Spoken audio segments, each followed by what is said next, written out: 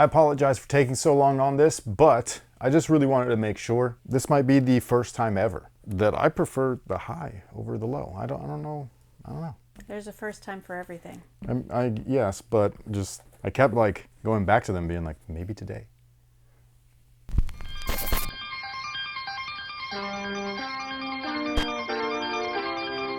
Hey, what's going on, guys? My name's Chris. Welcome back to the official WearTesters.com YouTube channel. Today, we got the performance review on the Nike Kobe 3 Low Protro. But before we get started, we do have a quick word from today's sponsor, and that's the good folks over at Courtyard. For those of you that don't know what Courtyard is, it is a platform and marketplace that digitizes physical collectibles. If you're like me and you have limited space at your place, this might be a great option to continue to grow your collections without cluttering up the house much. The marketplace has a wide variety of collectibles available.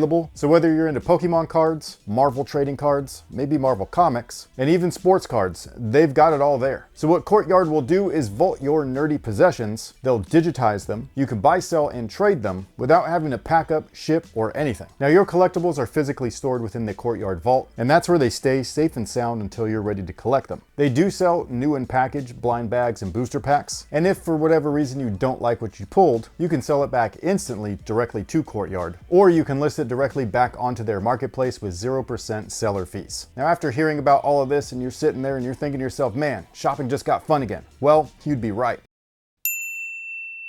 So if you're interested in checking out Courtyard, click the link in our description box or scan the QR code on the screen that you see here. Make sure that you use the promo code WearTesters15 at checkout for 15% off. And with that being said, to take things back to the intro real quick, I do not like these. I think that these look awesome, especially compared to the highs. I think that this translates better to on and off court than something like this. But when we're talking about on court only and which one of the two I preferred, performance-wise, it wasn't these, which I was really surprised by. I don't know, I mean, I know why, but like, it's just weird, you know, that's all. And no, I don't think that I hyped my expectations up too high. I just felt like the highs did a lot better, that's all. One of those aspects, which I will probably attribute to the colorway itself, is the traction. And for whatever reason, I just couldn't get consistent grip out of these guys the way that I did with their higher top counterpart. Like, I got nothing but great traction with the Low Protro. With the Kobe 3 Low Protro, I was sometimes slipping, sometimes not, sometimes needing to wipe every dead ball or at least every chance I got. And it got to a point to where I just couldn't find them really reliable. And it's weird because these types of issues were happening on this same exact courts that I'd have good times in. So it was like really just, I don't know, sometimes it happens, it's just weird, where a traction setup is so inconsistent where you just can't trust it no matter where you are. Now again, I'm going to attribute that to this particular colorway specifically, mostly because the translucent rubber is used on here where it's not on the Kobe 3 highs, or at least not on the pair that I used. And so I think that it just might be that for this particular colorway. I know that there's other colorways releasing. Some might have a solid rubber setup, and that's probably the one that I would most likely recommend to most, just because that's the setup that I got the most consistency out of when comparing the two. So yeah, this might just be one of those instances where the translucent rubber just wasn't as good as the solid rubber, which was kind of a bummer. Now, if you're playing in these outdoors, especially if you're on rough or grittier surfaces, like a blacktop or one of those like concrete style where it's kind of like rough, you know what I mean, like sandpapery, then I don't think that you're gonna have a problem with either setup. But in terms of indoor play, I would lean towards a pair that is solid rubber only. Now, the cushion on both models was perfect, at least for me, although with this particular shoe, I don't know if it's this particular model because I haven't heard this with other colors yet, but maybe it is a thing. Actually, I have heard it once. DG Hoops, he got the GG ones and his zoom unit was popped already. The horror.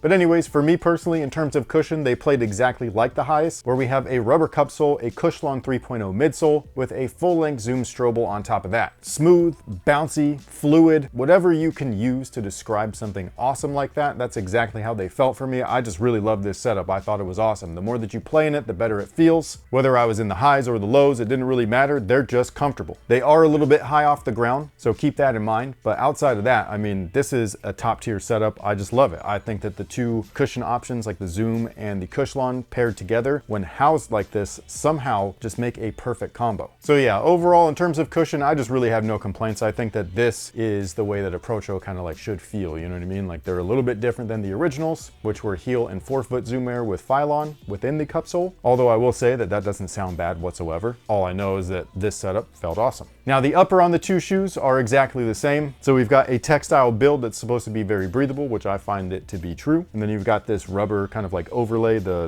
basket netting or whatever it is that you want to call this. I don't know, the snake scales, whatever it is. The only real difference is the collar height, but outside of that, the material is exactly the same. I would rate them the same too. I thought that they both worked well. However, moving into support, that's where the two shoes differed. For whatever reason, the additional collar height really allowed this rubber overlay to be as supportive as it is. Whereas when you remove that collar, for some reason, I just couldn't get the same type of lateral lockdown. Like it always felt like my foot was shifting or sliding within the shoe. And that was the one thing that like makes me choose the high tops over the lows. Like for whatever reason, the traction thing, definitely a deal breaker for me at least. But when you couple that with the lack of support, at least for me personally, like in my experience, I just don't like it. I don't really know what the deal was. I would readjust my laces, all kinds of stuff. Like they're really choked up here at the bottom, which they're not usually on my highs. Usually my highs are like choked up more at the top. And I have to choke these things from top to bottom the whole time. Like every game I got to readjust the lacing just to try and get them a little bit more snug than I had it in the last game. And even with that, like lateral movements specifically, I mean, bro, they were not fun. You know what I mean? Like my foot felt like I was about to roll over the entire footbed on some plays. I just don't like that. I can't trust it. Luckily, my ankles are strong, so like I don't have any issues with that. It's just that that's not my preferred setup. If I'm going to be in something like this, it's got to have great lockdown. You got to be very low to the ground. That way you're like as nimble as possible. This is why something like a Kobe 8 or a Kobe 9 excelled, even though the Protros in them, not so much.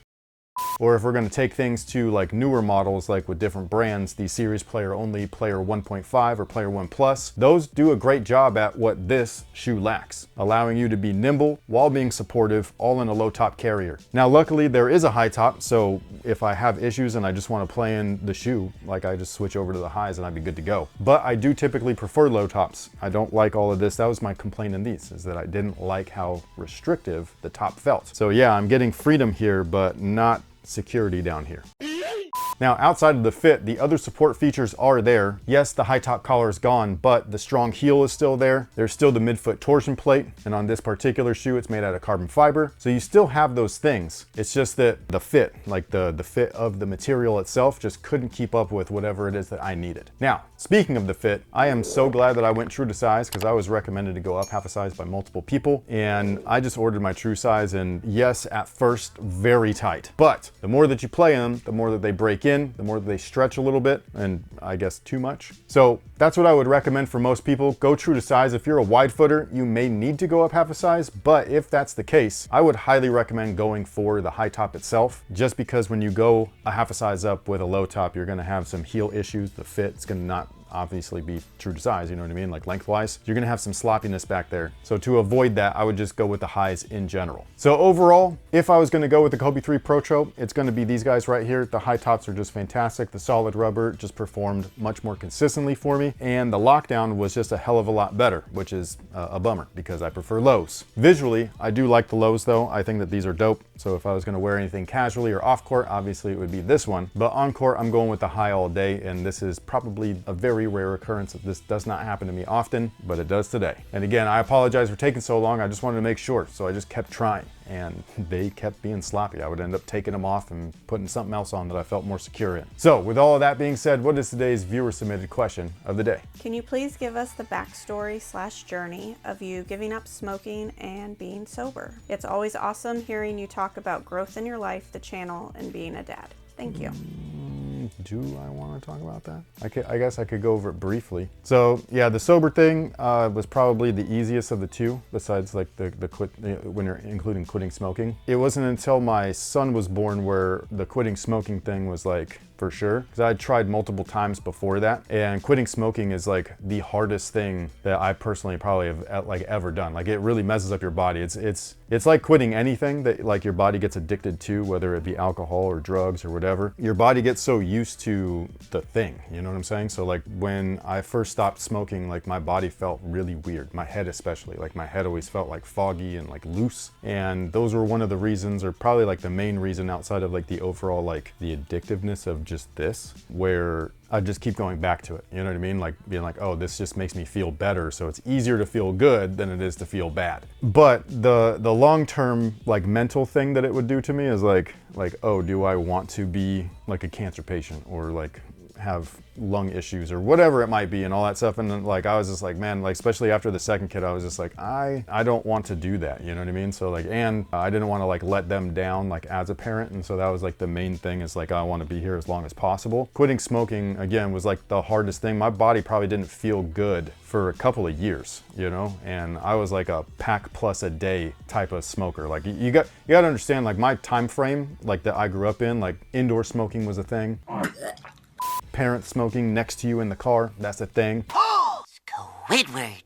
You know what I mean? Like I just come from that like type of background and everything. So I didn't want to do that. So I removed myself from all of those things, and slowly but surely, it was like a slow process. Drinking, there was a long time when we first met, I really wouldn't drink and I just didn't like it. And then when we moved here, that was like the people that we were with, like that was the thing that they did. And I would partake in it sometimes, but like I just don't like alcohol, you know? Like my real dad was a alcoholic and died from it and stuff. So I just didn't like it. Plus like when you go to play basketball afterwards, especially after drinking like the heavier stuff, like it, like I don't know, it makes you feel gross, you know what I'm saying? And so like for me, I was just like at that point, not only do I want to remove any bad things from my internal self, but then like I wanted to also be the best example externally, you know what I mean? Like for the kids. And so like I eat right, I taught myself how to cook, and I just feel great, you know what I mean? Like my body feels, outside of being old and worn down from basketball, it just feels like it's at its peak. Like I lost almost 20 pounds. I work out now and stuff like that, so I've like gained muscle and all of this stuff. So like I just feel good. But I don't want to preach though, so you live your life, I'll live mine. However you want to do it, go for it. I'm not here to judge nobody. All I know is that this works for me. But if you have a story that you'd like to share, feel free down below in the comment section. I'm sure that there's one out there that would like to like, you know, inspire somebody else. I'm not trying to do that. I was just asked a question, so I'm answering it. And with that being said, let me know what you think about these on court. Did you think that they were better than the high tops? Or do you think that the high tops are better than the lows? Maybe you just don't like them altogether. Some people don't like this shoe to hoop in. I think that that's kind of crazy, but I can understand it. Not everything is for everybody. But with that being said, thank you guys so much for being here. Thank you so much for watching. We'll catch y'all in the next one. So until then, you guys have a good one.